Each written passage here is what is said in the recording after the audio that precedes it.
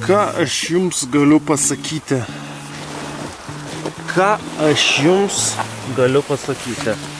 Galiu pasakyti, kad nė velnio nešilta toje Arizonoje.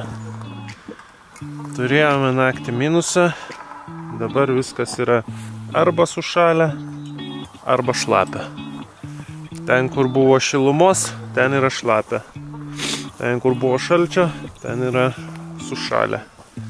Įdomu, mes turim vandens geriamo. Turim, sakė. Aiškias minusas nebuvo labai didelis, bet vis tiek. Ta prasme, tai kodėl mus visi gazdina? Oi, Arizonai bus taip karšta. Kur tas karštis jūsų? Šiaip gerai, kad nėra, aišku, labai karšta, bet truputėlį šilumos reikėtų, nes, pavyzdžiui, dabar aš nebejaučiu rankos pirštų, kuri laiko fotiką.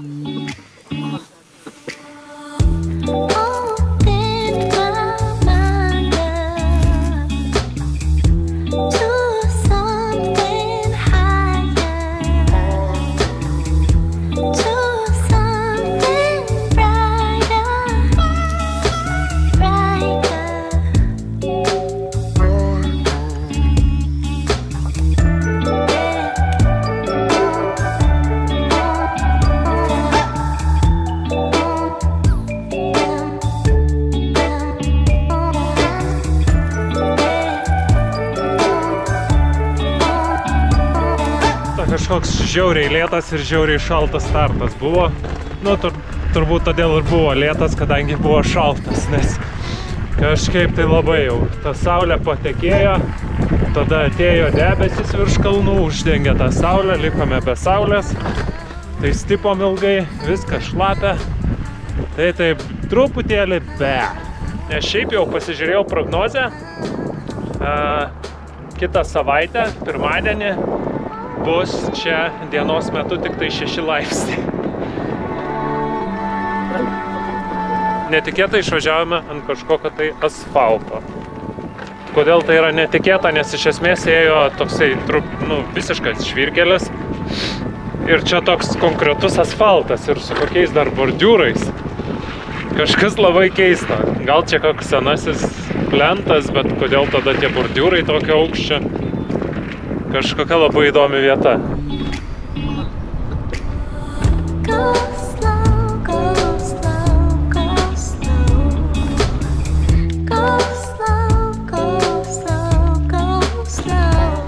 Asfaltas paslaptingai prasidėjo ir paslaptingai baigėsi. Tai supraskit nori, ką iš čia veikia.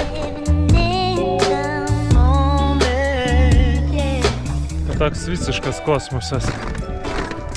Ėjo asfaltas ir jis ne tai, kad pasibaigė į kažkokį žvyrkelį ar kažką, jis tiesiog pasibaigė į kažkokias provėžas. Akmenuotas, smėliuotas, baises provėžas. Kam ten ta dalis asfalto buvo padaryta, tiesa žino. Intriga tęsiasi. Privažiavome antrą atkarpą asfaltuotą, kuri yra užtverta, bent jau iš anos pusės, čia nėra užtverta. Jinai tęsiasi kažkur tai 100 metrų maždaug ir lygiai taip pat pasibaigia. Kosmosas. Nuoširdžiai, negaliu sugalvoti racionalaus paaiškinimo, kam čia reikėjo išasfaltuotas atkarpas. Pabaigėme savo mistinę atkarpą ir šokame atgal į tiesiąją.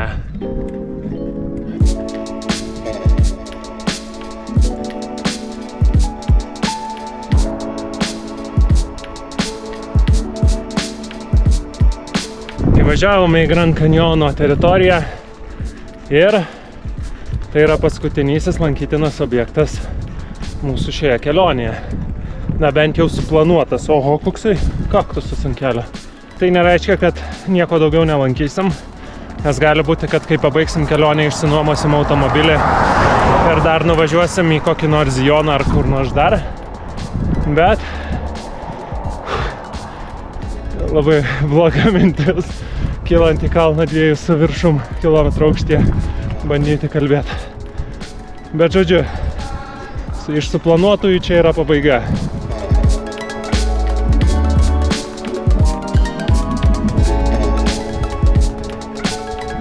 Parką įvažiavom, bet turim blogą naujieną. Tuoj palaukit, bėgi persimesiu. Paklausiau moteriškės, ar campsite'as atidarytas. Sakė, ne, vakar užsidarė. Tai nežinau. Yra kažkoks dar vienas. Bet jis, man atrodo, yra gan toli. Kažin, ar mes sugebėsim privažiuoti jį. Ir jis tikrai nepakeliui mums. Tai žiūrėsim, ką darysim. Dabar važiuojam iki vietos, bandysim aiškintis.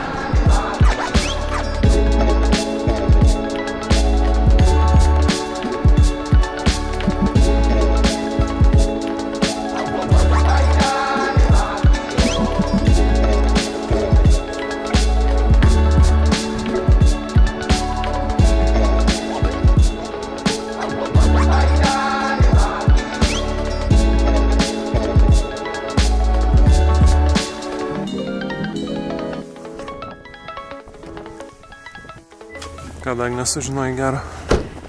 Kad Kolorado upė padarė netikėtą posūkį ir iki dabar geologai negali suprasti kodėl ir dar vis bando išsiaiškinti, o ši vieta labai įspūdinga. Kokia giliausia vieta? Giliausia vieta iki Kolorado upės yra 820 metrų. Štenėjame čia po tą Grand Canyoną. Tai yra dalį jo. Dabar bandysime važiuoti 38 km į kitą, į pagrindinį realiai centrą, kuriame, sakė, yra dar vienas campsite'as, jisai yra dirbantis ir galbūt net turės vietų mums. Bet, 38 km, 220 metrų sukilimo, tai nėra tragedija. Gerai, kad atvažiavom gan anksti, tai spėsim numint. Tikėsimės, kad rasim ten tą campsite'ą. Ir pakeliui pažiūrėsim čia visokių lankytinų objektų. O čia tai tiesiog atsivėrė visas kanjonas, šiaip garažus kanjonas. Nežinau. Nežinau iš tikrųjų, ar tikrai gražesnis už tą, prie kurio buvo mes. Nes tas buvo mūsų, čia buvo visų. Bet, bet kuriuo atveju tikrai įspūdingai atrodo. Tai va, tai ir dar kažkoks stovėjo bokštelis, kuris šiaip jau yra, pasirodo, replika, nėra originalus. Tai yra rekonstruotas, vadovaujantis indėnų senosiamis tradicijomis. Čia taip rašė. Tai va, tai dabar dar į kelią, važiuojam, žiūrim ir tikimės, kad privažiavus ten tą kitą campsite'ą, kad tikrai rasim vietą nakvyniai, nes jeigu ne, tada truputį liūdna. Rangerė, su kuria kalbėjom, sako, tai net jeigu ir nėra, yra gretimas miestelis už 7 mylių. Nėra daug tos 7 mylios, kiek čia kokie 12 kilometrų, bet mums tai esmė yra dar sukilimai.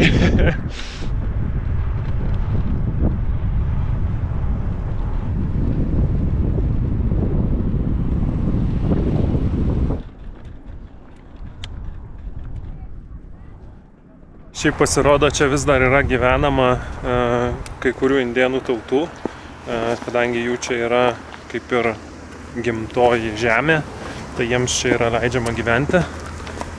Ir jie čia turi tokius namukus iš akmenų pasistatę ir turi labai daug senovinių tradicijų, kurios stengiasi išlaikyti ir jos nėra niekur užrašytos ir tiesiog yra perduodamos iš lūpų į lūpas ir dėl to jos yra tam tikra paslaptis mums baltaodžiams, nes mums jų niekas nepasakoja.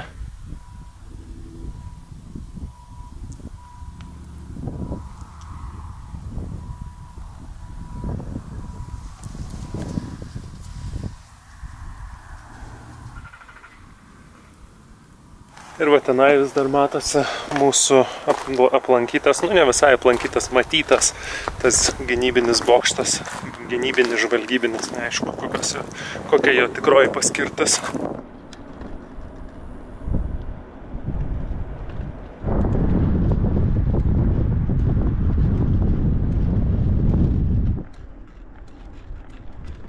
Nežinau, ar jūs būtumėt patikėję, kad Arizona atrodo šitaip, nes aš tai tikrai ne.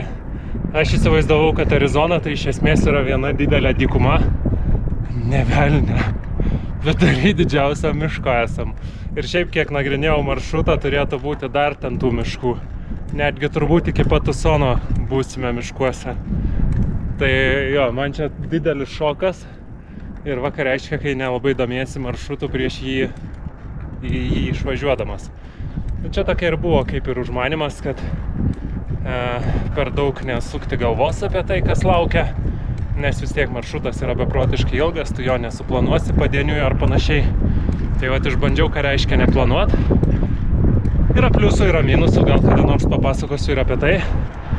Bet jo, šita dalis labai nustebino ir labai džiaugiuosi, kad taip nustebino, nes miške man labiau patinka negu dykumoj. Aš pasipiktinsiu. Algirdas to labiau. Lygus kelias. Asfaltas. Tuoj turėtume būti campsite. Spėkit, kam nuleido padangą. Mane. Ne, man nuleido priekinę padangą. Ir vėl nuleido priekinę padangą. Tai va, imamės darbelių.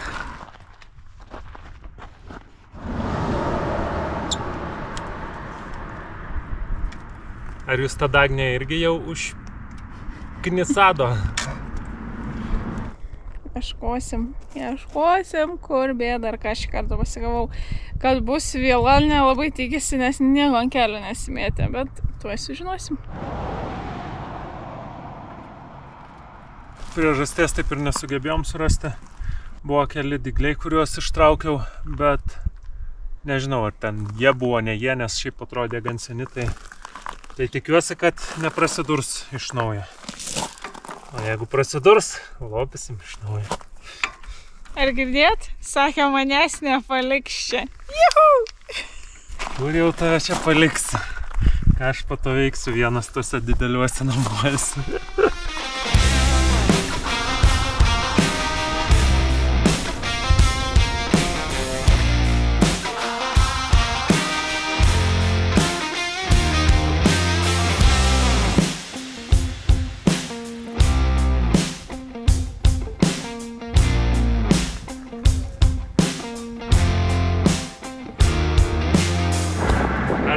Tiesos akimirką, važiuojam link antrojo campsite'o.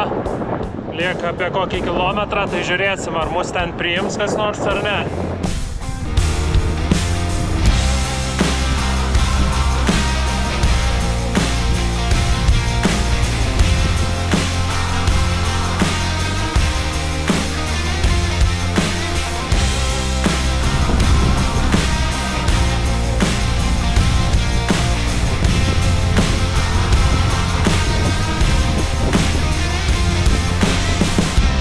Truputį ne iš tos pusės į kempingą įvažiavom. Dabar bandom surasti teisingą įvažiavimą. Nes campsite'as tai čia po kairiai. Mes čia kažkokiam dvirtakį. Čia kažkur turi būti posūkis.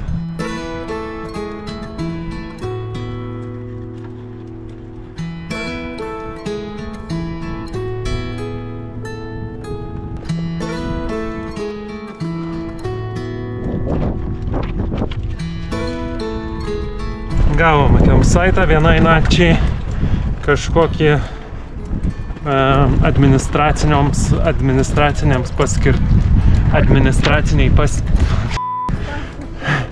kažkokį tai administraciniai paskirčiai skirtą. Tai žodžiu, gavom vieną naktį. Rytoj iš ryto turėsim ieškoti naują. Tai yra grįžti prie registracijos ir sakė, suras mums kokį nors naują. Problema yra ta, kad pas mus šiandien atvažiuoja svečių. Mano vienas geras draugas, su kuriuo jūs gal net ir esate pažįstami, nes galėjote paklausyti mūsų pokalbio prie laužo. Berods buvo trečiasis, o gal antrasis, neatsimenu. Tai va, tai jie keliauja šiuo metu irgi JAV ir jie prisijungs prie mūsų nakčiai. Dėl to mes turėjome imti pilną campgroundą, o ne skirtą dviratininkam. Tai 275 čia šitas. Tai va, tai šiaip tai jie turi skirtą dviratininkam campsite'ą, kuris būtų pigesnis. Bet kadangi mes turėsime šiandieną kemperį prie mūsų, nu ne kemperį, vaną, nes jie su vanu keliauja, tai teko imti pilną. Ir dėl to mums negalėjo duoti jokio kito saito, nes visi kiti yra rezervuoti. Tai va, tai žodžiu, gavom šitą vienai nakčiai, o tada rytoj iš ryto važiuosime atgal į registraciją ir turėtume gauti kažkokį tai dar vieną. Tai va, tokios tokelis. Dabar įsikursime ir lauksime, kol prie mūsų prisijungs Linas. Jo vardas Linas, o jo žmonos vardas Pauline.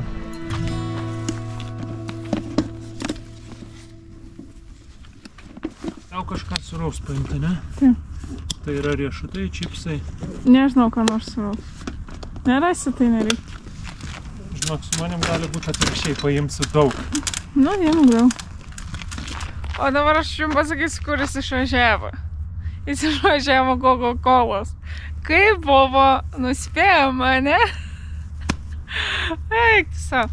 Pamatė, kad parduotuvė dirba iki 5 ir dabar yra kažkur be 15, turbūt kol susitvarkėm, tai gal be 13 kokių. Nežinau, kaip toli. Sakė, kad arti, bet Amerikos atstumais beveik niekada nieks nebūna arti. Na tai pažiūrėsim, spės ar nespės Algirdas Coca-Colos gauti. Tai laukiam. Laukiam ir sužinosim, ar Algirdas šiandien bus linksmas ar liūdnas. Spėkit, kas grįžta. Ar spėjai? Kaip matote, tašiukas jau pelnesnis. Man atrodo, išdūrė mane. Dirba turbūt tas marketas ilgai. Ten gali būti gal kažkoks tai dar restoranas šalia buvo, kas tai. Nes bent kol kas tai nepanašu, kad jisai ruoštųsi užsidaryti. Dabar, ponai ir ponios, traukiu visą gėrį. Ne? Traukiu, reiškia. Nežiūrėkit. Turime raudono gėrimo. Buteliukas. Kad Agnė neliūdėtų. Žalio gėrimo. Buteliuką. Jinai mažiau gero negu aš. Taip, turim piniginį ir čekį, į kurį geriau nežiūrėkit. Turime Dagnai pistacijų. Turime vienos rūšies riešutų. Dagnė prašė ką nors sūraus, bet neįvardijo ko. Aš ją įspėjau, kad bus daug visko. Turim kitos rūšies riešutų. Ir turim trečios rūšies riešutų. Šuotėjai! Taigi būtų vieno užtekę. Aš myliu Dagnę. Tada, kad būtų deserto. O Jėzau, kas dar? Carrot keikas. Bet tik vienas carrot keikas buvo, tai paėmiau bananą keiką. Reikia suvalgyti, kol Linas neatvažiavo, nes tada reikėtų dalintis nedaug. Dar turim M&M'sų. Ir turime agurkėlių. Agurkėlius aš jau dievinu, čia mano toksai fetišas truputėlį. Kažkaip tai man, turbūt aš praminu, gal kažkaip tai druskų ima trūkti organizmui, nežinau, bet aš į dienos pabaigą minimo man labai reikia neriešutėlių agurkėlių. Pasakyk, kiek sumokėjai, nes... Kiek duotum? Įspėju parduotuvę nesvietiškai brangi. 25? 31. Ta prasme, bet ten nesveikai, ta prasme, aš tokios brangios parduotuvės nebuvau matęs. Šiaip visuose nacionaliniuose parkuose parduotuvėse kainos tikrai būdavo panašios. Labai geros kainos šiaip kai kur būdavo. Čia leisų pakelis, tas mažiausias pakeliukas, 5 baksai. Aš tai buvo, imu ir akis užkliuvo už kainos. Nedėkui. Okay. Tai va, tai... Nu, vat jums ir Grand Canyonas.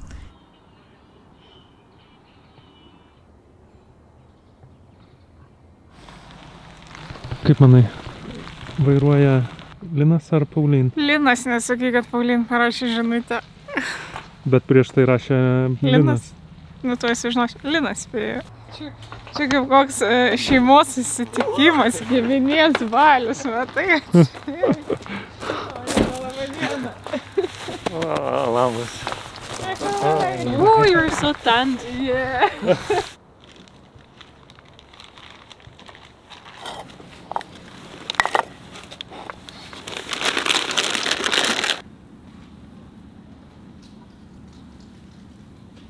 thing for to cook?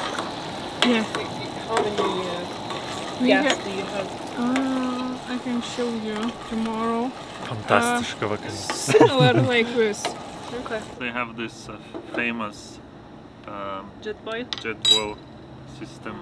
Would be nice. Oh. There was no dry wood, so Yeah. we just gathered what we got. It was quite wet, and I tried literally like 4 or 5 times, and I didn't succeed.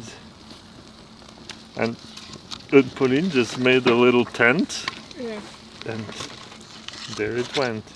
Ooh. But yep, we need more time. More time. Mm. Yeah. I have a question for you both. What's it like traveling in the van? Feels a lot like freedom. Feels a lot like a snail. That's true. A snail? Why? Like you're a snail. You have everything you need with you. Okay, I thought you meant that it's very slow going. No. We often sleep with RVs, and when we sleep with RVs, we're very small guys. And sometimes we sleep with the people who bike and hike, and then we're the very big guys. So Chameleons. yeah, we're always in the middle. I hope to do a bit more wild camping actually. I thought we would be just sleeping anywhere, but we're more sleeping in campsites all the time. Why is that? It's not very clear where you have the right to camp. Yeah, it's hard to plan that we'll sleep somewhere because we don't know that we'll be able to, unless we know it's a campsite. So would you like to instead travel with RV? No. Why? Too big. I don't know. I don't think we're missing anything. Yeah. I don't think we need more comfort. But we do need gas. That's a fact, and it's additional cost. So it's not as RV would be the same. yeah. But on a bicycle, it would be different. I would not do it. Got any crazy stories from your van life? We got attacked by an animal, which to this day we don't know what it was. And it was the same night that we Made just got us- in the campsite late, started cooking food, and then we noticed scorpions at our feet, and we got really uncomfortable. And we just wanted to close in the van, but it was also super hot, so it was like plus 30 degrees inside, trying to get to sleep. Woken up by some beast. Moving the van. It was like the van was moving because of the beast. Yeah. That felt crazy at the time. Anything else crazy happened to us? Linus bought a guitar. Mm. Will It you? was crazy. Like, it was a very nice story because so we went to this first store, Fanny's house, and Linus tried a guitar that he liked, but it was the first guitar he tried. So next day we went to many stores, and at the end of the day he said, oh, we need to go back to Fanny's store, and it was already going to close at this time. So Linus called to ask them a favor to stay open just because he wanted to buy the first guitar he tried. He went there, he bought the guitar, and then the lady said, I don't really like like the guitar, like the brand of the guitar you just bought. I prefer another one. We just received one. Oh, it's such a good guitar.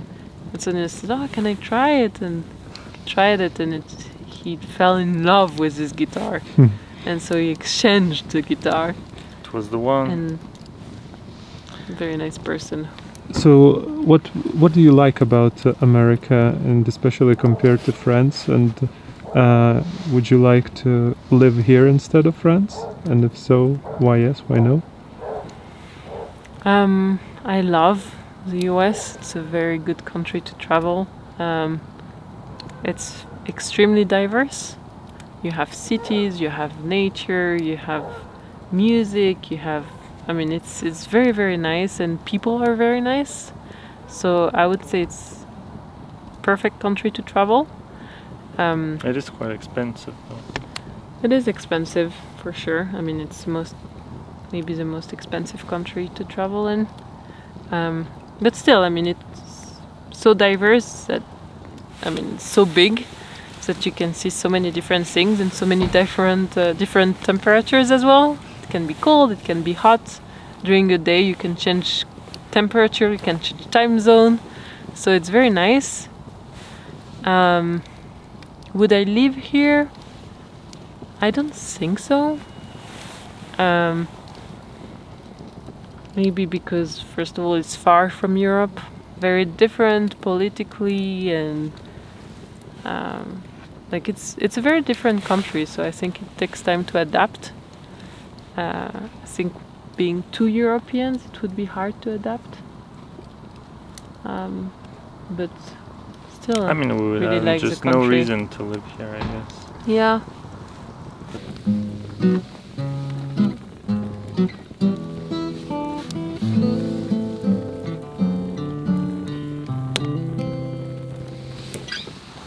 Such a good start. What shall we play?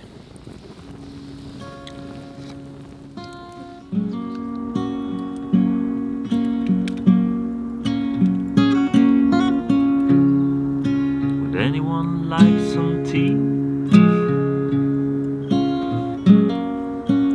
Or is it just me? Pauline had answered no, but the others I don't know. Pauline doesn't want to be, doesn't want to be in the night. It requires getting out of the bed In the dark. in the dark.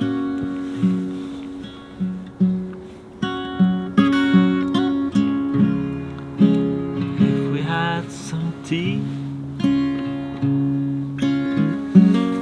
I would also bring cookie.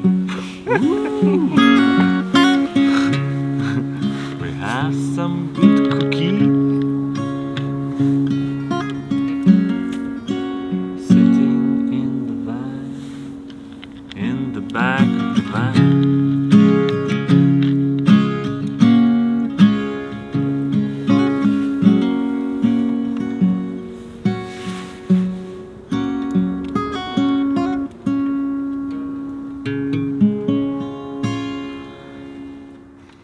Okay, let's pass this around. Pauline will now play the Surprise song. surprise song.